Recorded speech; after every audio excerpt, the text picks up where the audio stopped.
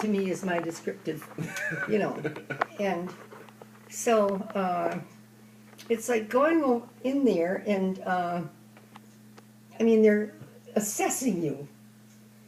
Well, I had all my plans laid out, and this is what we have to do, and I'd already had quotes on what, you know, the development was going to cost, as the first phase that we wanted to do, and so forth.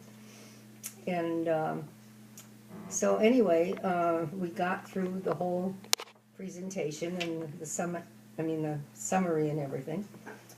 And so they kind of adjourned for a bit, and I sat there, and then they came back in and they said, I don't think it was more than for $15,000 or something, but of course back then that was a lot of money. Right. Wow. So Crazy.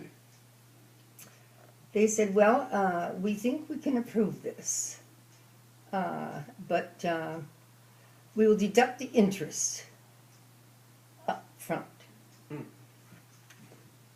Good night, gentlemen.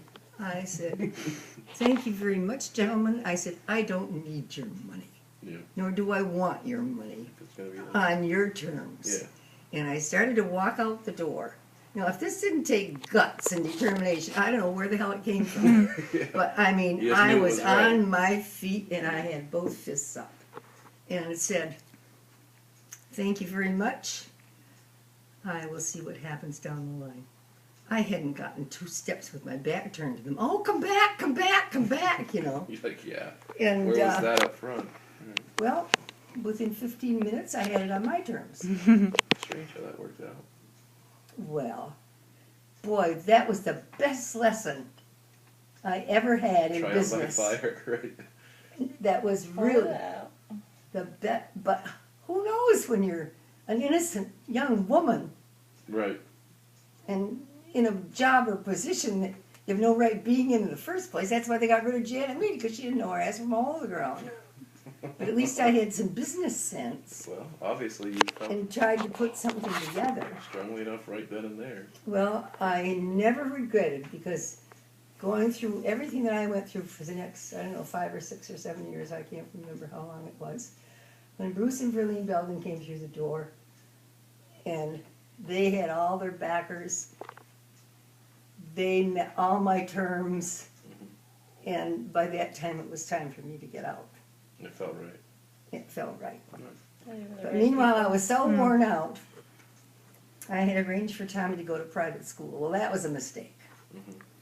But it was just an overwhelming time for me. Yeah. And, but he wasn't very happy at private school, and that was not a good decision. Where was what at St. Joseph's? No, in Massachusetts. Oh, I never knew he went down Yeah, there. well, he doesn't. I'm sure he would like to forget that part of his life. Oh, And then the next year, I was vacillating with such loose ends. He went out to live with Dick and Mary. Yeah. Michigan. Yeah, in Michigan. Of course, they already had 5 kids, but I thought he needs the association, you know. And who's better than the cousins? And but it wasn't his Vested mother, and interest. I mean, he felt like it was being shifted from pillar to post. And so, I mean, I can relate to his side, but he can never relate to my side. And so, of course, then once I got it out of my system and spent the winter in Europe and came back and had all the plans to build a chalet, then things began to settle down again into a, you know, try to get it together family life. And so he was here for high school and the last 2 years in high school. And but then he wasn't a student. He never was a student. And I wanted him to go to Johnson, and because that's where he could get in. Mhm. I mean, his grades weren't that great, but you know, he could get in anywhere. Mhm. And he went there for, I don't know, 6 or 8 months. And he just was never a student. So he said he was going to transfer to Castle, but that didn't work either. And of course, then Grover and I were married. And so I mean, he had a lot of neglect, there's no question about it, you know, growing up. But he's never let me forget 1 minute of it. And Christ, if I haven't made up for it all in this time, I don't think I'll ever live long enough to, you know. So I just have to say, hey, I did the best I could and the best I knew how with what I had to work with. Mm-hmm. And it's true. And you never know what you're going to do until you're literally faced with the situation. Can we all say this? Everybody could stand back and say, oh, you should have done this, you should have done that. Mm-hmm. Well, Coulda, bullshit. shoulda, woulda. Put you Yeah. in my shoes and try you out, kid. How many people are making the best of what they got with what they got? Really. You know? So, And we all screw it up at some point. well, of course. And that's what human beings are. That's what we do. And It's not about getting it right, it's about how you handle So- the screw-ups. but I keep thinking, oh, for Christ's sakes, would he come in just once and say, gee, Mom, you look great? Instead, it stinks in here. I can smell your cigarette. Well, tough, I'm going to smoke until I'm dead. I mean, and I'm going to. If that's what's going to kill me, I'm 85 years old. Mm-hmm. I smoked when I was 15, for Christ's sakes. How many years do you want me to live? I mean, give me a break. Hey, I'm not going to argue with you.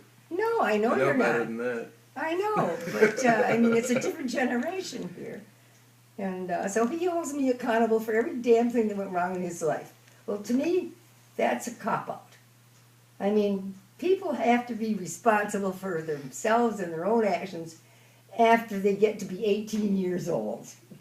Somewhere I give him down the 25, line. yeah. Or I 25. figured 25-ish. Okay, well, whatever. But somewhere down the line, you know, you can't always have a, what's the word I'm looking for? A crutch. No, somebody to blame it on. A crutch, a scapegoat, Yeah, yeah. yeah, scapegoat, okay. So, Honey, when have I been responsible? When did I turn responsible? When's that gonna happen? hey, I admire the two of you, what you're putting together. And I've told you both that. This has been such a joy for me to see you at this stage of your lives together. And the, you know, the closest that we've had through just this week with the kids and everything else. So, Yeah. God granted me that reprieve It's to, been nice. yeah. So, anyway, you two can make your choices between the cabinets.